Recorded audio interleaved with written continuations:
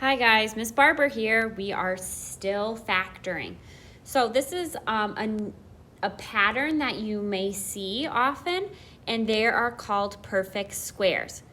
Regardless of how you are factoring or how you choose to factor, your first step is always to factor out the GCF. So please, please, please do not forget that. Even today, you're still going to need to factor out that GCF before you do anything else. So the difference of perfect squares is called that because it's in the form of a squared minus b squared.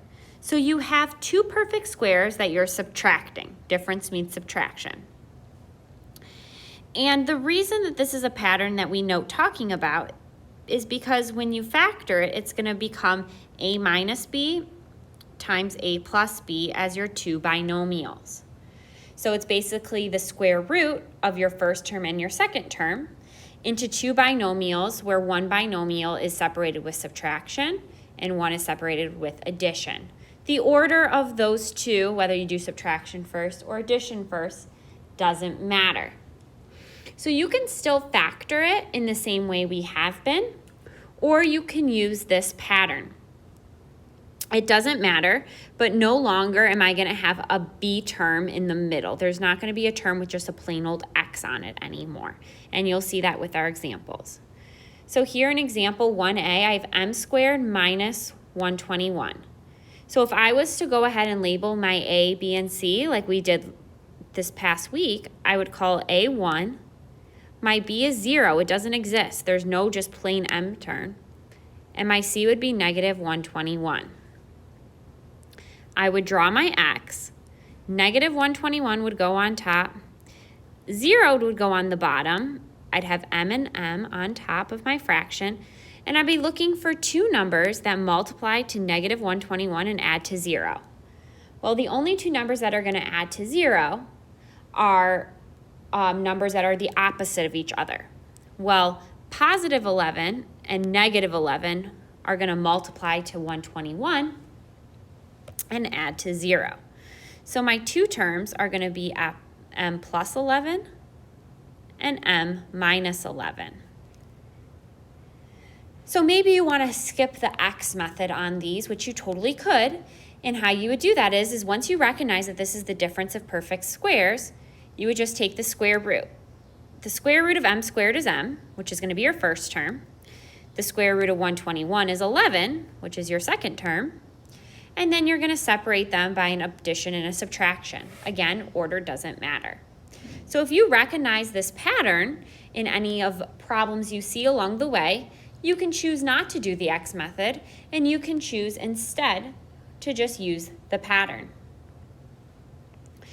So in letter B, you might be thinking, well, I kind of see the pattern, but it doesn't look right because now my first term is negative. Well, don't worry, we can just factor out a negative 1. Whoops. Didn't mean to do that. We can factor out a negative 1. So I'll have a negative out in front, and then x squared minus 9. And now I have it look like the way it should. So again, you could set up the x, put negative 9 on top, 0 on the bottom, x and x, and figure out that it's going to be 3 and negative 3. Or we can say the square root of x squared is going to be x, so that will be my first term in both. The square root of 9 is going to be 3. And then I just separate them with addition and subtraction in any order. So that's another way to come about the same answer. It all depends on what you see.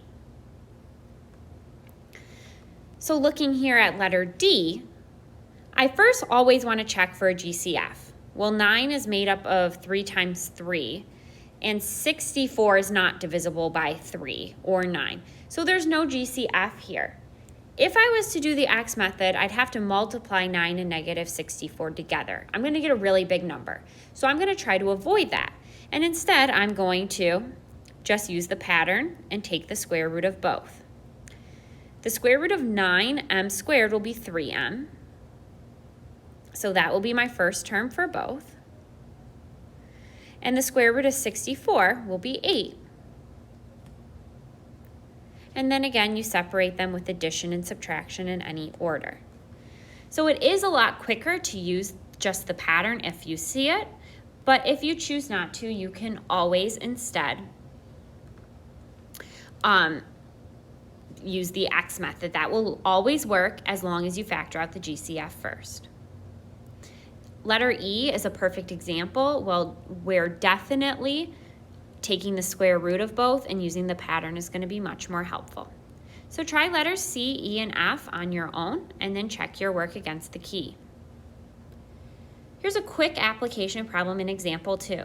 The time in seconds it takes a ball to hit the ground after dropping from the top of a 64-foot building can be found using the function h equals negative 16t squared plus 64, where h is the height of the ball.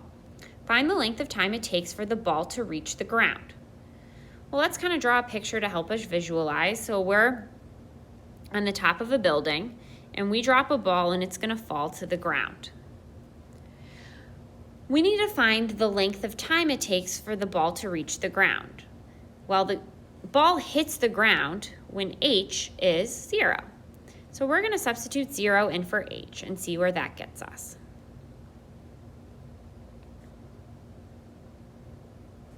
So I have negative 16t squared plus 64.